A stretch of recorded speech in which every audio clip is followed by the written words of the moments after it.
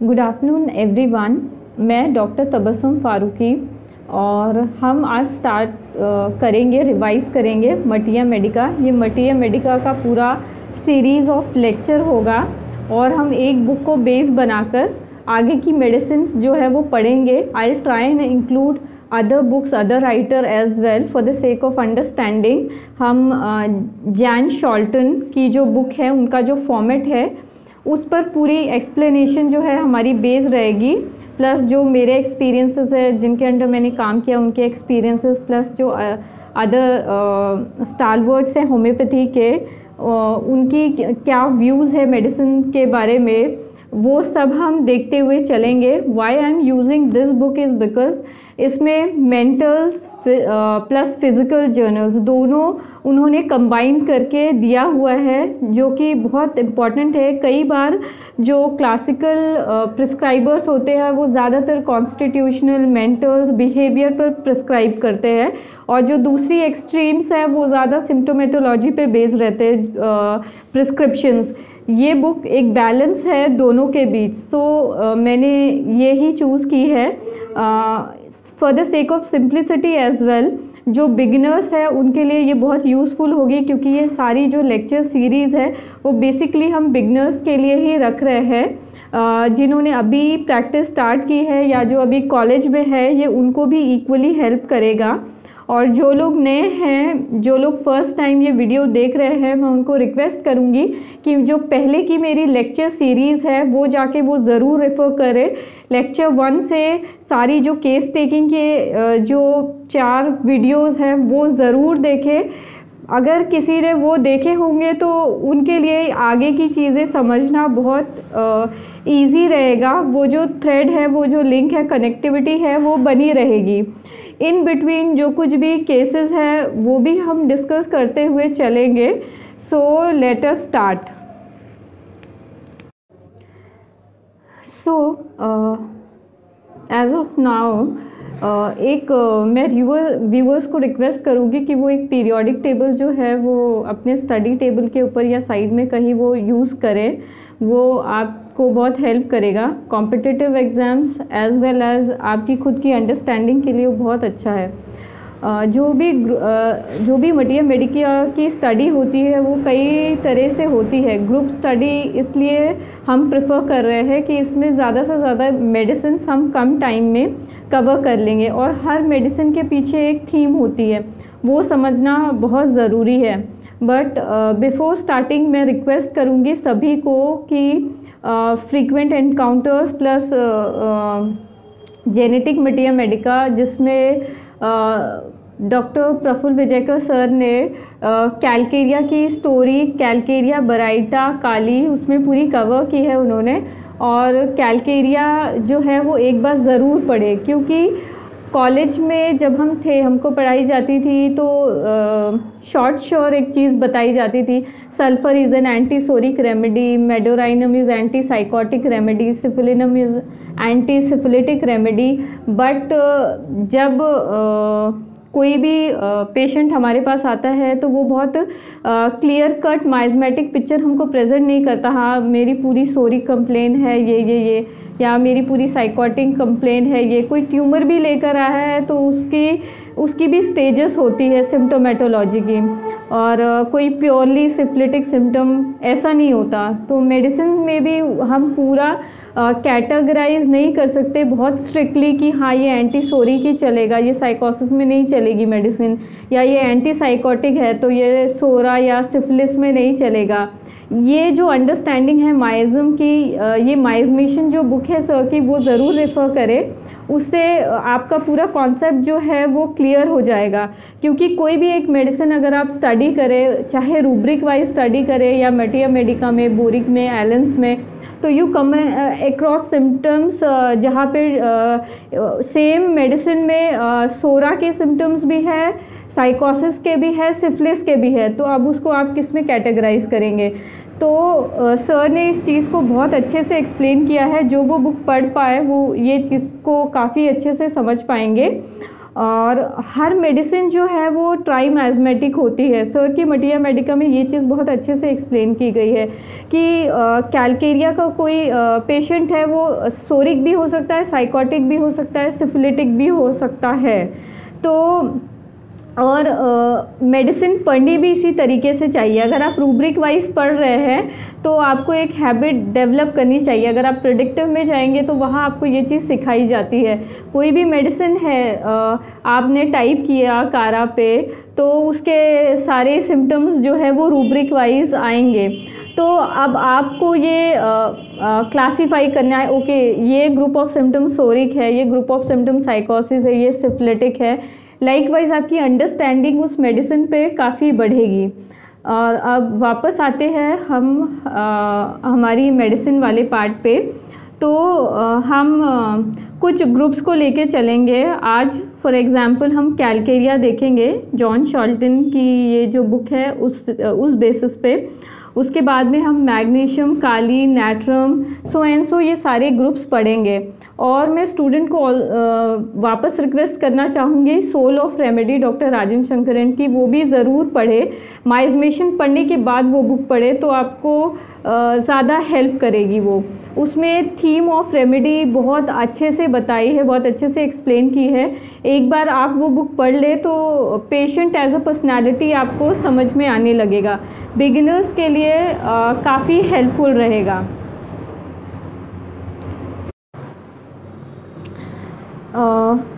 I'll explain with this।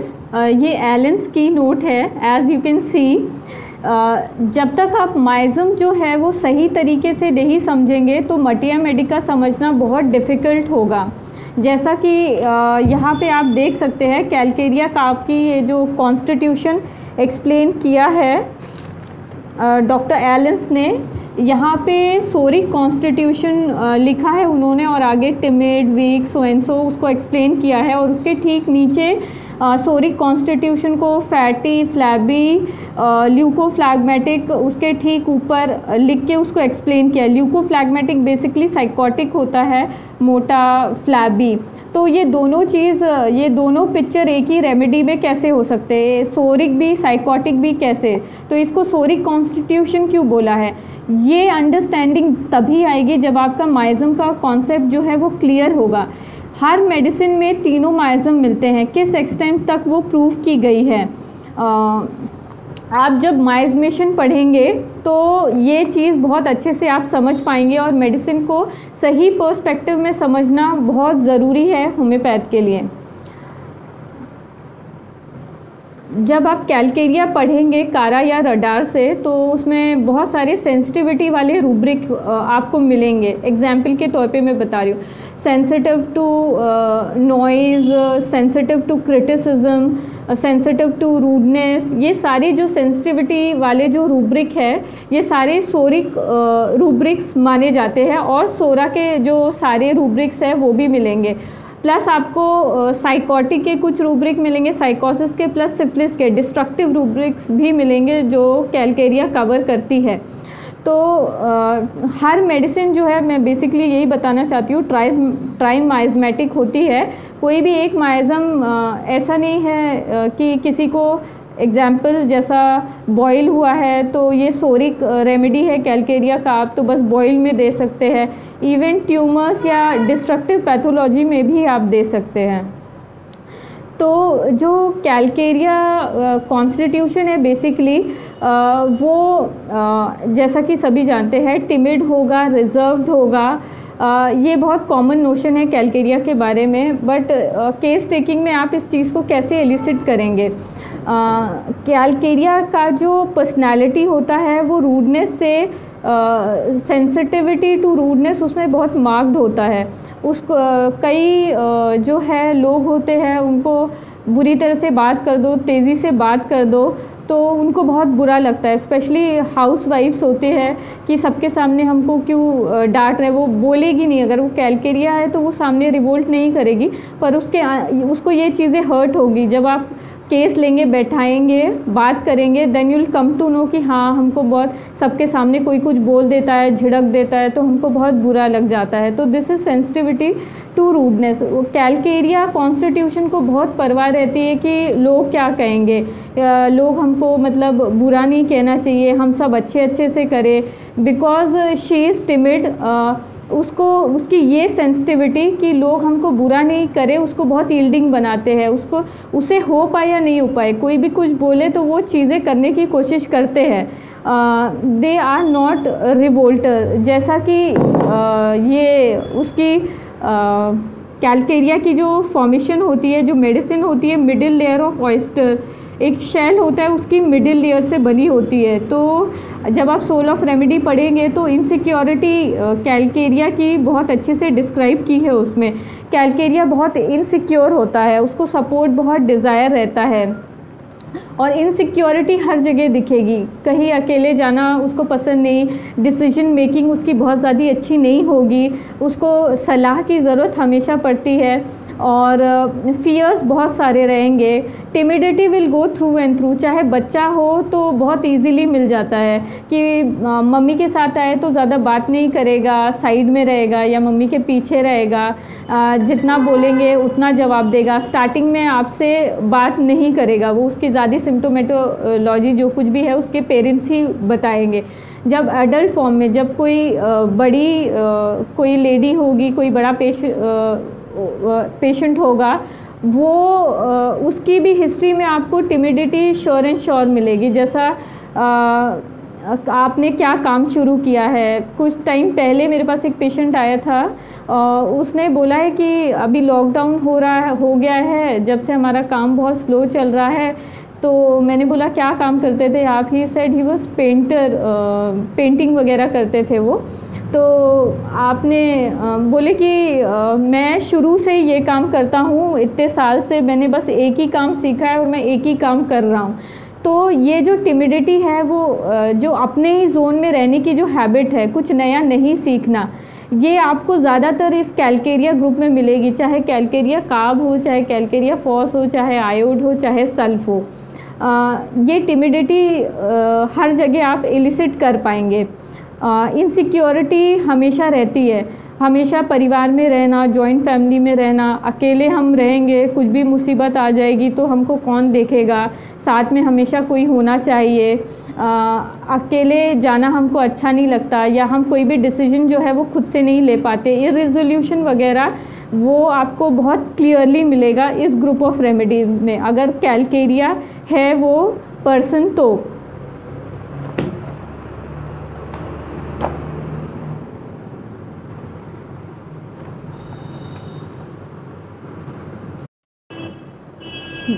Anticipation जो है वो बहुत वेल मार्क रहेगा अगर वो कैलकेरिया है और उसमें एंटीसिपेटरी एंजाइटी नहीं है। एंटीसिपेटरी एंजाइटी माने चीज़ें होने से पहले मतलब घबराहट होना, जैसा एग्ज़ाम होने वाला है, पेपर कैसा आएगा, पता नहीं हम पास हो पाएंगे या नहीं हो पाएंगे, और इस तरह की चीज़ें। अगर कोई मीटिंग है, किसी नई जगह जाना है तो कैसे जा पाएंगे, बस में हम अकेले बैठ पाएंगे, कोई चोर वोर तो नहीं होगा, हमारा पर्स चोरी तो नहीं हो जाएगा, ऐसे इमेजिनरी फियर्स से कैलकेरिया जो है वो सराउंडेड होता है। एंटीसिपेटरी एंजाइटी जो है वो I would say red line symptom है ये ग्रुप को आइडेंटिफाई करने के लिए।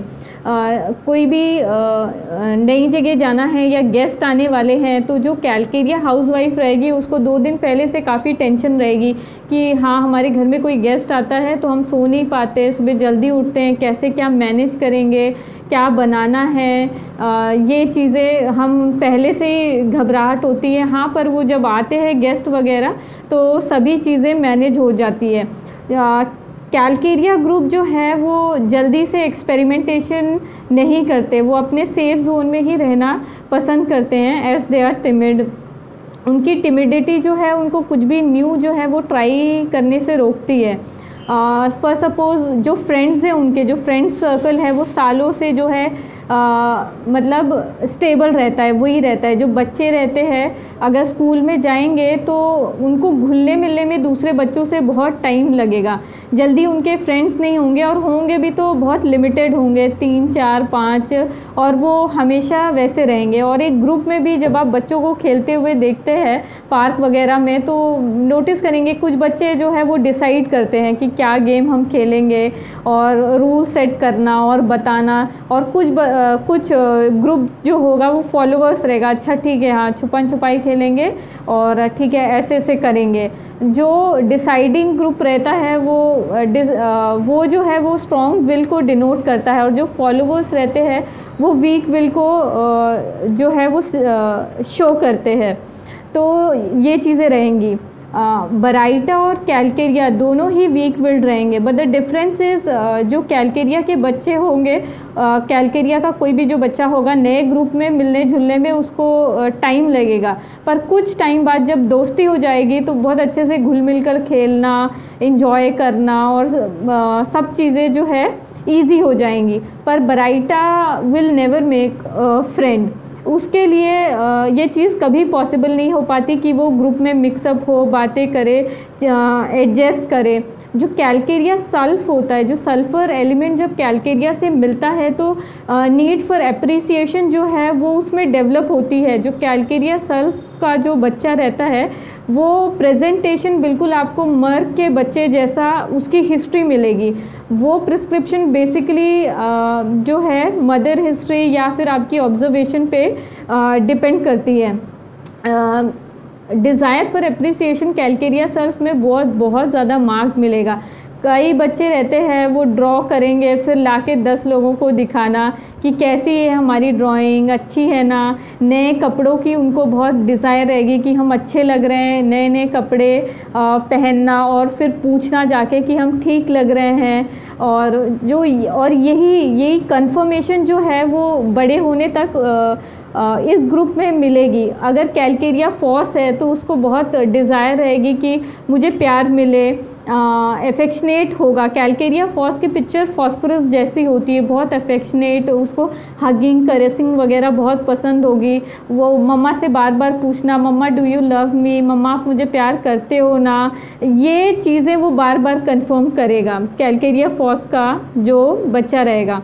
इनिशियली जब आप उसको एक कंफर्ट जोन देंगे कैलकेरिया के बच्चे को तो वो फ्रीली आपसे कम्युनिकेट करेगा। आप इलिसिट कर पाएंगे कि हाँ दिस बच्चा is smart enough to understand and answer my questions.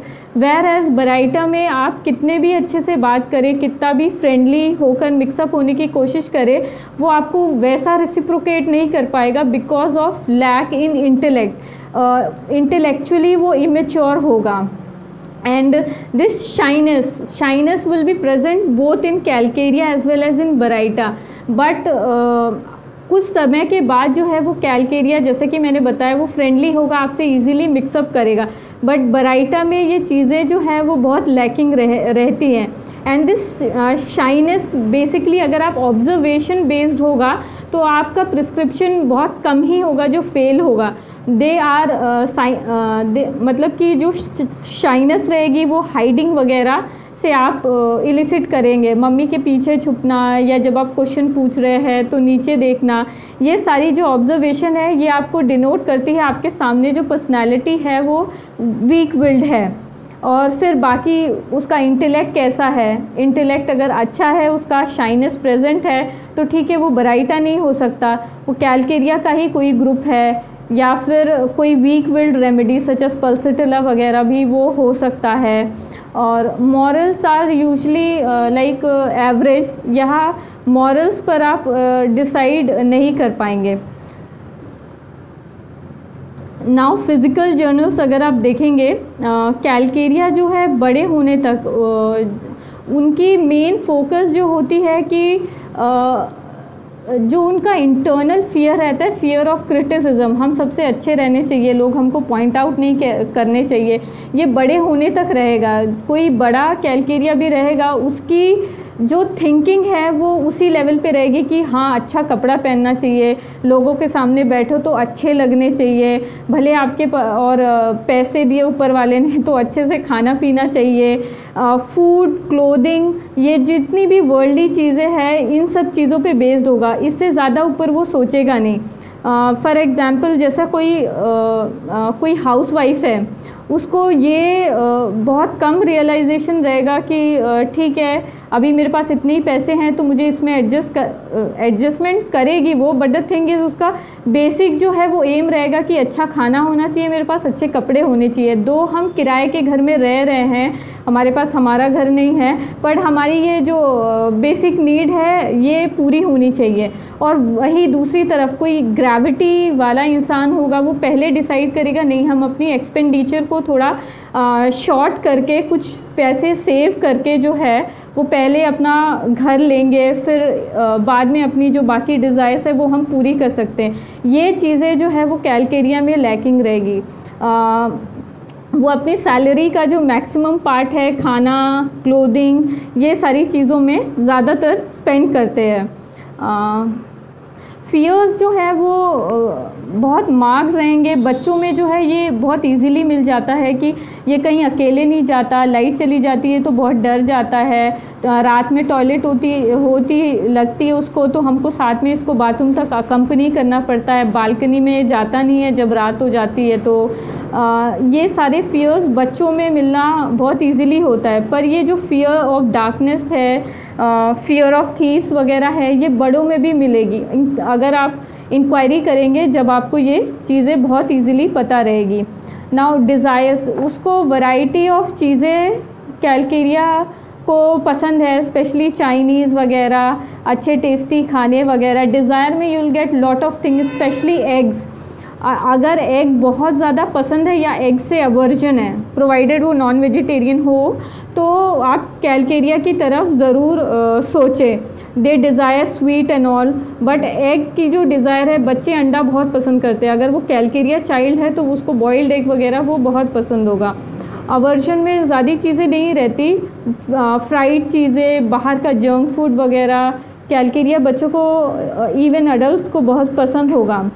Next mark general होता है उसकी सेंसिटिविटी। मदर हमेशा बोलेगी हल्का भी क्लाइमेट में थोड़ा चेंज आता है, बारिश हो जाती है, ठंडी हवा चलने लगती है तो ये सबसे पहले बीमार पड़ जाता है। थोड़ा भी एटमॉस्फेरिक चेंज होगा तो पक्के से कैलकेरिया बच्चों की हेल्थ जो है वो ख़राब होगी, हल्की डैम्पनेस वगैरह भी वो टॉलरेट नहीं कर पाते हैं। देन जब भी आप उनका जो पाम है वो एग्ज़ामिन करेंगे तो श्योरली वो कभी ड्राई नहीं रहेगा, ऐसा पसीना वाला क्लेमीनेस आपको महसूस होगा। इसीलिए जब भी आप केस ले, आपको एग्ज़ामिन करना, पाम एग्ज़ामिन करना कभी नहीं भूलना चाहिए। Next thing is perspiration. Doctor Allen's ने भी ये जो फिज़िकल जर्नल्स जितने बताए हैं, मैं सभी व्यूअर्स को रिक्वेस्ट करूँगी कि वो जाके उसको बाय हार्ट रखें। जब पर्स्पिरेशन की बात होती है तो calcarea stands out to be the first remedy. Calcarea को बहुत पर्स्पिरेशन होती है, स्पेशली हेड से, बैक ऑफ नेक से, चेहरे पे काफ़ी पसीना रहेगा। बच्चे को जब लेटाएंगे, इन्फेंट्स रहेंगे तो मदर बताएगी कि हाँ जब उठाते हैं तो वो जहाँ लेटा रहता है वो पिल्लो वगैरह नम हो जाती है, इतना पर्स्पायरिंग रहता है। पर्स्पिरेशन, कैलकेरिया, साइलिशिया, ये सारी रेमेडी में बहुत वेल मार्क्ड रहता है। देन फिज़िकल जर्नल्स में इतना ही। हाँ, जो कैलकेरिया की लेडी होती है, हाँ they are prone to lot of, there will be lot of like bleeding tendencies, myomas वगैरह उनको रहेगा। ऐसी साइकोटिक कंप्लेंट जहाँ पे एक्यूमुलेशन वगैरह रहता है, ये सारी फ्रीक्वेंटली आपको मिल जाती हैं।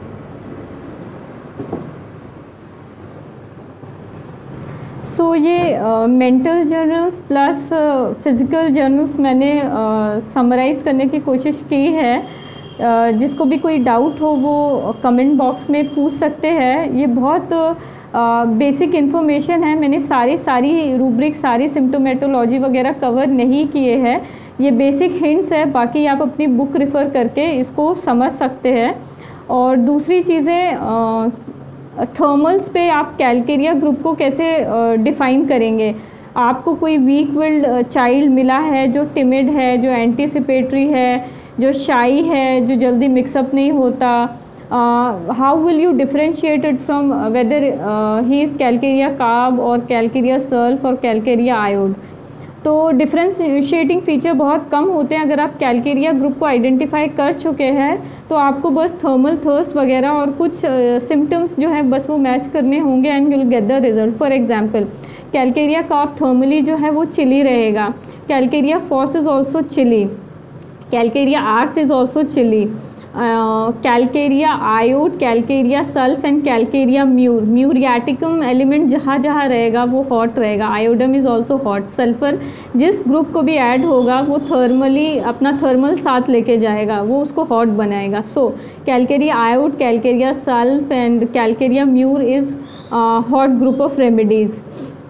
Calcarea phos is very affectionate. Phosphorus जैसी सिम्टोमेटोलॉजी होगी, but the thing is phosphorus जो है पहली बारी में ही आपसे फ्रेंडशिप करेगा, पहली मीटिंग में बहुत बात करना, स्टोरीज सुनाना। They don't hesitate to talk, उनको बहुत बातें करना बहुत पसंद है। कैलकेरिया फर्स्ट मीटिंग में इतना ओपन हो ये ऐसा नहीं होता। तो this thing makes calcarea phos different from calcarea carb. Next thing is calcarea iod. Iodum element जिसको भी ऐड होगा वो साथ में अपना थर्मल और हंगर आयोडम साथ में लेके चलेगा। Iodum will be very hungry.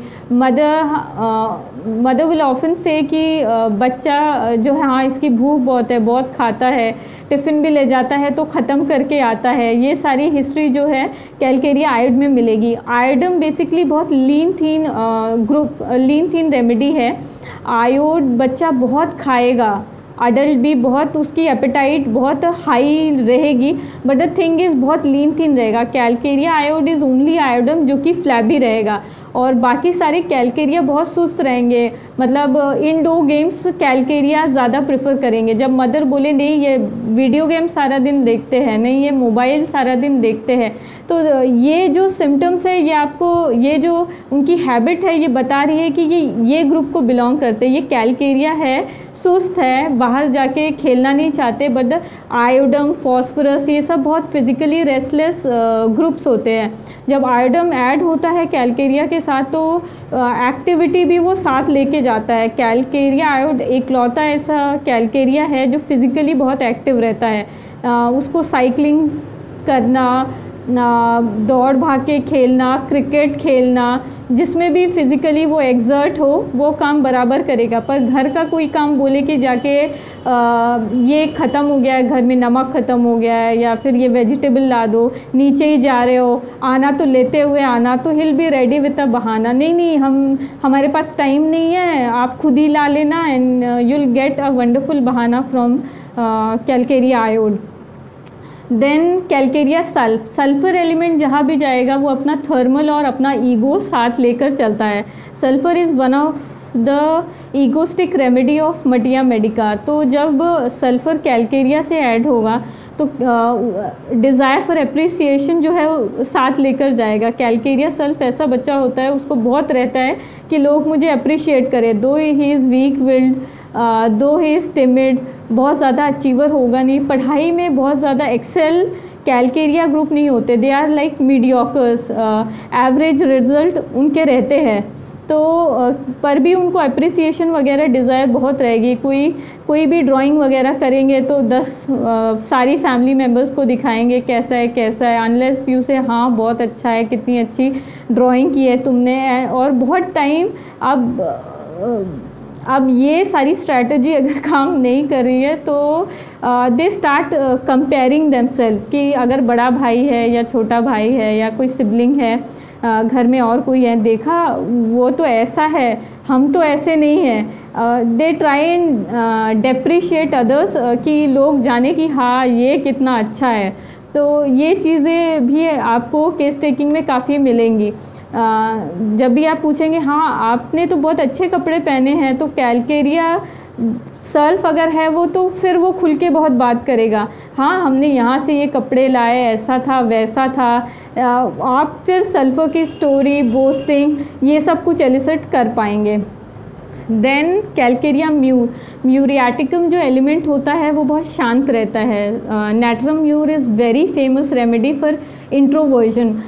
Natrum mur बहुत ज़्यादा इंट्रोवर्ट रेमेडीज़ रहती है। जब आप किसी भी नैट्रम म्यूर का केस लेते हैं तो आपको बहुत मोनोसिलेबिक वर्ड्स में ही आंसर मिलेगा।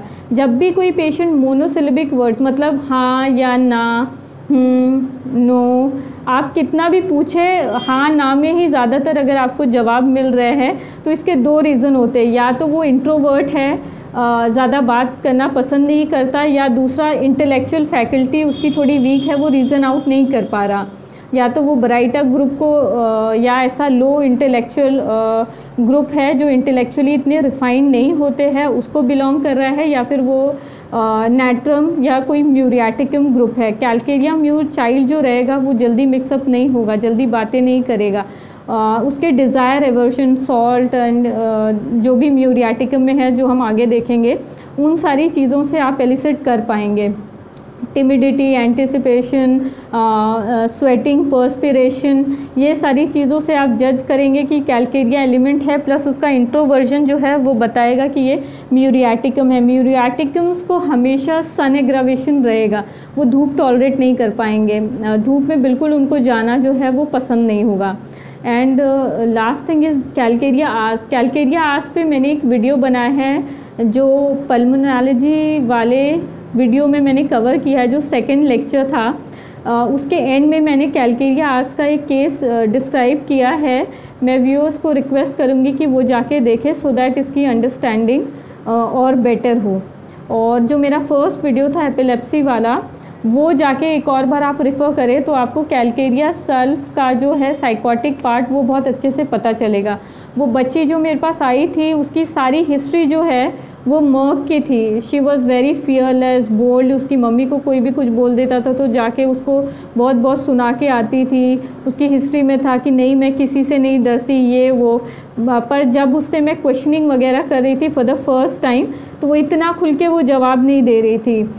तो ये हेजिटेशन जो है वो मर्क में नहीं रहेगा। अगर वो मर्क चाइल्ड है उसकी स्पीड भी रिलेटिवली फास्ट रहेगी। एक जगह मर्क चाइल्ड को बैठने बोले तो उसके लिए थोड़ा सा डिफ़िकल्ट होगा, ज़्यादा देर नहीं वो बैठ पाएगा। And homeopathic consultation takes pretty good time. तो ये सारी चीज़ें जो है आपको करेक्ट रेमेडी तक पहुंचने में बहुत हेल्प करती है। And go and watch that video of epilepsy, the first video, which will help you to understand this group even nicely. So this was it. Next time we'll discuss another group. Group study का फ़ायदा यही है, हम एक time पे 5 remedy जो है overall cover कर लेते हैं, और बाकी जो कुछ भी सिम्टोमेटोलॉजी या मटीरिया मेडिका वो सब हम बुक से पढ़ चुके होते हैं। जो फाइनर पार्ट, जो क्रीमिश पार्ट होता है, बस वही मैंने कवर किया है। आई होप कि बिगिनर्स के लिए ये हेल्पफुल हो। Thank you so much. और मैं फिर से रिक्वेस्ट करूँगी कि मेरे केस टेकिंग के बाकी लेक्चर्स अगर आप सुने तो मटीरिया मेडिका जो है वो आपको बहुत अच्छे से समझ में आएगी। Next time will discuss in another group. Thank you so much.